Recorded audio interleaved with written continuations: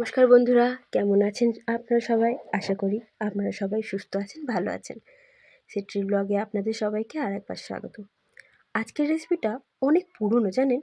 এই রেসিপিটা আমার ঠাকুমার যে শাশুড়ি, উনি বলেছিলেন ঠাকুমাকে, আর ঠাকুমা আমার মাকে বলেছে।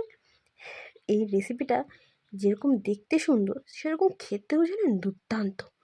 আপনারা কখনো যদি ট্রাই করেন, আমাকে কিন্তু কমেন্টে জানাতে ভুলবেন না। এই করতে করতে মায়ের সাথে গল্প গুজব করতে করতে কখন যে 7টা বেজে গেছে বুঝতেই পারিনি। আর ওদিকে বাবারও ডিউটি যাওয়ার সময় চলে এসছে। কাল পরশু থেকে বাবার খুব জ্বর, জানেন তো, উঠতেই পারছিল না। কিন্তু প্রাইভেটে কাজ, যেতেই হবে ডিউটি।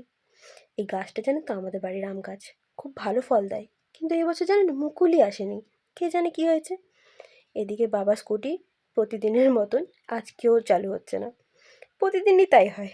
যাক, বাবা শান্তি করে ডিউটি চলে গেছে, মা আবার বসে গেছে মায়ের কাজ নিয়ে। এইগুলো তৈরি করে মা রেডি করে দেন তারপরে এটাকে জলে দেবে। তো দেখুন আপনারা কীরকমভাবে করছে না করছে।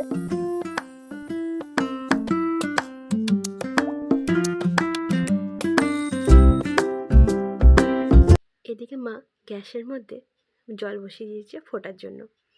এর মধ্যে নিজের ইচ্ছা মতো নুন আর একটু হলুদ দিয়ে জলটার মধ্যে দিয়ে দেবেন। তারপরে যে বাঁধাকপিগুলো তৈরি করে রেখেছিল না মা, সেগুলো মা দেবে আস্তে আস্তে। আমার বাড়িতে বেশি লোক নয়, জানেন তো, আমি মা বাবা 3জন, তাহলে বেশি বানিয়ে কোনো লাভ নেই। তো মা বেছে বেছে 4 পিসই করেছে, যাতে বেশি না নষ্ট হয়। খাবার নষ্ট করাটা আমাদের কারোরই পছন্দ না। সেই জন্য মা এটার মধ্যে দিয়ে গরম জল করবে, দেন এর মধ্যে বাঁধাকপিগুলো দিয়ে দেবে।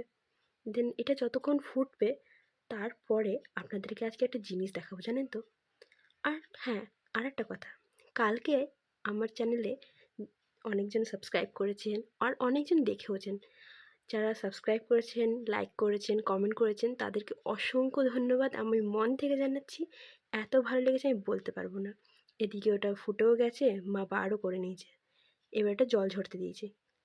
জানেন, 4-5 দিন আগে আমি একটা মিশো থেকে অর্ডার করেছিলাম ব্লাউজ পরবো বলে। এদিক ওদিক যাওয়া হয় বা পুজোর সময়, মানে একজন একটা একটা করে কিনে রাখছি আগের থেকে। তো এটা এসেছে, তো কেমন হচ্ছে না হচ্ছে সেটা আপনাদের সঙ্গে শেয়ার করছি। দেখে কিন্তু কমেন্ট করে বলবেন কেমন হয়েছে। বেশি দাম না, জানেন তো। এই ব্লাউজটাই বাইরে যখন কিনতে গেছিলাম, তখন বলছিল 800 টাকা। বলুন তো, 800 টাকা দেওয়ার মতন সাধারণ মধ্যবিত্ত ফ্যামিলির পসিবল না। তাই জন্য আমি ভাবলাম একবার মিশোতেই দেখি কত নিচ্ছে। কোনো প্রমোশন করছে না কিন্তু কোনো অ্যাপেরই, নিজের টাকা দিয়ে কেনা। তো ব্লাউজটা আপনারা দেখে কিন্তু বলবেন কেমন হয়েছে, ঠিক আছে? নাহলে আমি বুঝবো না। আর এখন থেকে তো আপনারাও আমার ফ্যামিলি, তো আপনাদের জানানোটা আমার একটা এখন থেকেই পেশা হয়ে যাবে। তো কিন্তু বলবেন নিয়েছি কেমন হয়েছে। ব্লাউজটা কিন্তু অনেক বড় সাইজের, জানেন তো। ভিতরে দেখছি কাপড় জোড়া রয়েছে অনেকটাই, যদি ইচ্ছা হয় তাহলে খুলে নিতে পারি। কিন্তু যাই হোক, ব্লাউজটা দেখতে কিন্তু অসাধারণ হয়েছে। আমার তো খুবই পছন্দ হয়েছে। আর বলুনই না, 300 টাকাতে আর কি দেবে। এই যে 300 টাকায় ব্লাউজ পাওয়া যাচ্ছে, সাধারণ মধ্যবিত্ত ফ্যামিলির খুবই ভালো। ওদিকে মা আমাকে ডাকছে, জলদি আয়, আমি কিন্তু ব্যাটারটা বানাচ্ছি। মা এখানে 4 চামচ নিয়ে নিয়েছে বেসন, তার মধ্যে 1 চামচ নিয়েছে চাল গুঁড়ি, তার মধ্যে নুন হলুদ সমস্ত কিছু লঙ্কা গুঁড়ি দিয়ে মাখিয়ে নিয়েছে। আই থিঙ্ক লঙ্কা গুঁড়িটা দেয়নি, জানেন তো, আমি এক্সট্রা বলে ফেললাম, কারণ কি আমার একটু ঝাল ঝাল খেতে ভালো লাগে। এদিকে মা কিন্তু কালো জিরেটা অ্যাড করতে ভুলে গেছিলো, আমি আবার চট করে দিয়ে দিয়েছি। নিয়ে একটু নাড়ানাড়ি করলাম, ওই বলে না রান্নার লাস্টে গিয়ে একটু নাড়ানাড়ি করে নিজের প্রশংসা নেওয়া, সেটা হচ্ছে আমার কাজ, জানেন তো। আমি ভাবছি, মাকে বললাম যে দেখো সবই তো আমিই করলাম, তুমি আর কি করলে। মা বলছে সেই তো, তুই তো সব করিস। নিয়ে এই নিয়ে কিছুক্ষণ এদিকে মায়ের রান্নাও তৈরি হয়ে এসছে। মা এদিকে বাঁধাকপিগুলো থেকে আর যেটুকু জল আছে সেটা বার করে নিচ্ছে চেপে চেপে, যাতে একদম জল না থাকে, নাহলে না খেতে ভালো লাগবে না। তো মা এখানে মিক্স করবে, দেন তারপরে এটা ভেজে নেবে। ভেজে নেওয়ার পর দেখবেন খুব সুন্দর একটা গন্ধ উঠবে, আর খেতেও দুর্দান্ত লাগবে। দাঁড়ান, মায়ের ভাজা হচ্ছে, ততক্ষণ আপনাদেরকে আমাদের বাগানে নিয়ে যাই। বাগানে না একটা নিজের থেকে জানেন টমেটো গাছ উঠেছে, আর বেশ বড় হয়ে গেছে, আমি লক্ষ্যই করিনি। আবার দেখছি ফুলও এসছে, তার মানে এবারে অনেকগুলো টমেটো হবে। আর এ পাশটাতে না আমাদের গোলাপ গাছ আছে, দেখবেন, দাঁড়ান দেখাচ্ছি। এ দেখুন, এদিকে যে গোলাপ গাছটা আছে সেটা কিন্তু এবছর প্রচুর ফুল দিয়েছে। দেখুন না, এখনও কত ফুল রয়েছে। এবছর মায়ের ফুলের কোনো অসুবিধা হয়নি, পুজো দিতেও অসুবিধা হয়নি, কারণ কি প্রচুর গোলাপ ফুল ফুটেছে। এদিকে দেখুন, জঙ্গল নয় কিন্তু গোলাপ ফুল। আর এদিকে মায়ের রান্নাটাও হয়ে এসছে। এদিকে মা ভাজাভাজি করে নিচ্ছে সব কিছু নিয়ে। এবার এগুলোকে আস্তে আস্তে উঠিয়ে নেবে যতক্ষণ এগুলো হচ্ছে। আমাদের বাঙালিদের জানেন কী অবস্থা হয়, আমাদের যদি একটুখানিও যদি কিছু বেঁচে যায় সেটা আমরা না কিছু করে খেয়ে নিই। সেরকমই হয়েছে জানেন তো। ব্যাটারটা বেঁচে গেছিলো, মার মধ্যে পেঁয়াজ কুচি, লঙ্কা কুচি, টমেটো কুচি আর একটু বাঁধাকপির টুকরো দিয়ে ভেজে বড়া করে দিয়েছিল, যাতে উঠে যায় খাওয়াটা আর যাতে ব্যাটারটাও না নষ্ট হয়। ওইদিকে যে তেলটা এক্সট্রা ছিল সেই তেলটার মধ্যে আলু দিয়ে মা ভেজে নিয়েছে।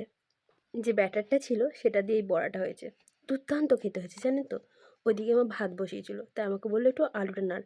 আর আমি এক হাতে ক্যামেরা, এক হাতে রান্না করছি, খুব অসুবিধা হচ্ছিলো। আমি মাকে বললাম, মা তুমিই করো মা, আমি না পাচ্ছি না। নিয়ে মা আবার আমাকে সরালো। বেশি কিছু দেয়নি জানেন, ওর মধ্যে আদা লঙ্কার পেস্ট আর পেঁয়াজ আর টমেটোর পেস্ট দিয়ে দিয়েছিল।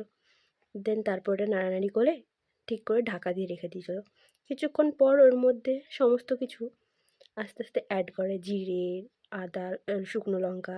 আমি কিন্তু অনেক মশলার নামই জানি না। তারপরে অনেকক্ষণ ধরে কষায়, একটু একটু জল দিয়ে দিয়ে রান্নাটা হচ্ছিল। তারপরে হওয়ার পর আমি মাকে বললাম, মা কতক্ষণে হবে, খুব খিদে পেয়ে গেছে। গন্ধ এত সুন্দর বলার মতন না। তারপরে রান্নাটা হওয়ার পর মায়ের মধ্যে বড়াগুলো দিয়ে দিল। বড়াগুলো তাড়াতাড়ি জল নিয়ে নেবে, ঝোল থাকবেই না, একদম মাখা মাখা হয়ে যায়। এদিকে মায়ের রান্না পুরোই শেষ। মা আস্তে আস্তেও এবার রান্না কমপ্লিট, ভাতও হয়ে গেছে জানেন তো এদিকে। তো ভাত আর তরকারি যখন হয়ে গেছে, মা এগুলো সব ঢাকা দিয়ে স্নানে যাবে। স্নান টান করে তারপরে পুজোয় বসবে। আসলে রান্না বান্না আমাদের তাড়াতাড়ি হয়ে যায়, বেশি বেলা হয় না।